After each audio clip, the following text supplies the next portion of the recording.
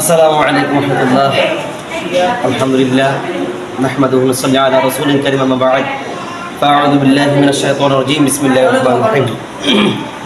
সমস্ত প্রশংসা মহান আল্লাহ তাআলার, যে রব্বুল আলামিন আমাদেরকে এখনও এই বাংলাদেশকে একটি উন্মুক্ত বাংলাদেশ সুন্দর করে আমাদেরকে চলাফেরার তৌফিক দান করলেন। আমরা এমনভাবে আছি, স্বাধীন বাংলার মতো আছি। তো আমি আজকে আপনাদের সামনে আসার উদ্দেশ্য হলো, বর্তমান আমরা পৃথিবীর যে কালচারগুলো দেখতেছি, বর্তমানে আমরা যে পৃথিবীর কালচারগুলো দেখতেছি, আমাদের ফিলিস্তিন আসলে ফিলিস্তিন মুসলিম একটা রাষ্ট্র।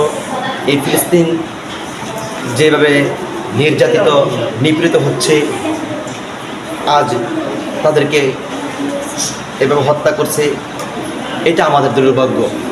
কারণ আমরা শুধু এখান থেকে ধিক্কার দিয়ে জানাই, তাদেরকে বলি আমরা এখন পর্যন্ত কিছু করতে পারলাম না।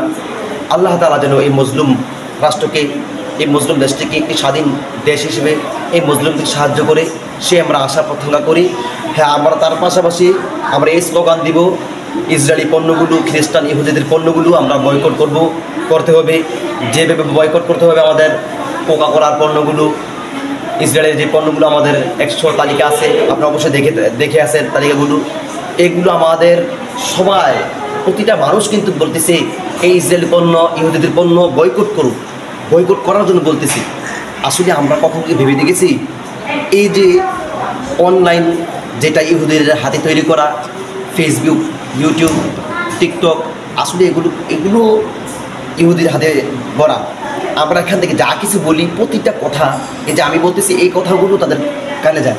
তারা আমাদের প্রতিটা জিনিস দেখতেছে, আমরা কি লিখি, কি ছাড়ি, কি করি, প্রতিটা জিনিস কিন্তু অবশ্যই এই ইহুদির বাচ্চারা, খ্রিস্টানদের বাচ্চারা, জালেমদের বাচ্চারা এগুলি দেখতেছেন। আমরা এখান থেকেই, এই আমার পক্ষ থেকে আমি ওই ইহুদিদেরকে ধিক্কার জানাই, যেন আল্লাহ তাআলা তাদের যদি হেদায়েত থাকে হেদায়েত দাও, নতুবা ধ্বংস করে দাও। আল্লাহ তাআলা এই ফিলিস্তিনকে উন্মুক্ত একটি দেশ, স্বাধীন দেশ হিসেবে কবুল করে নাও। আর অবশ্যই যারা মিডিয়া বক্তব্য, যারা মিডিয়াতে চালান, অবশ্যই তারা সঠিক তথ্যটা দেবেন। আর বিশেষ করে সাধারণ আমরা যারা আছি, আমাদের কোনো প্রয়োজন নাই, আমরা যেন এই অপ্রয়োজনে আমরা ইউটিউবে, ফেসবুকে, এরপরে এই যে আমাদের অনলাইন যেগুলো খ্রিস্টানদের হাতে যায়, প্রতিটি কিন্তু হাতে যায়, আমরা অবশ্যই তা থেকে বেঁচে থাকবো। আর পণ্যগুলো অবশ্যই আমরা যেভাবে পণ্যগুলো আমরা ত্যাগ করবো, এইভাবে আমাদের পণ্য থেকে বেশি খরচ যায় আমাদের এই অনলাইনে, ইউটিউবে, ফেসবুকে। যেন আমরা ইউটিউব, ফেসবুক আমাদের অপ্রয়োজনে না চালাই, এটা খেয়াল করবো। আসলে ভাই, একটু খেয়াল করতে হবে আমার কথাগুলো, আমাদের কাজগুলো, প্রতিটা জিনিস কিন্তু ইহুদিদের বাচ্চারা এগুলো দেখতেছেন।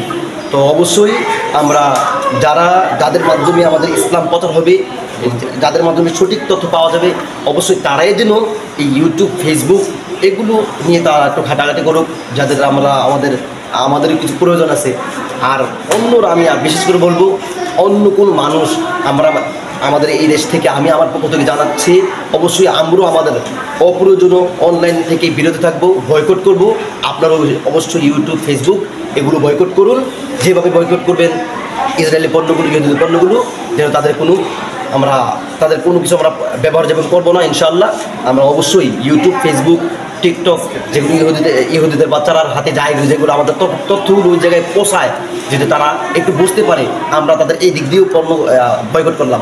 ইনশাআল্লাহ ভালো থাকবেন, সুস্থ থাকবেন।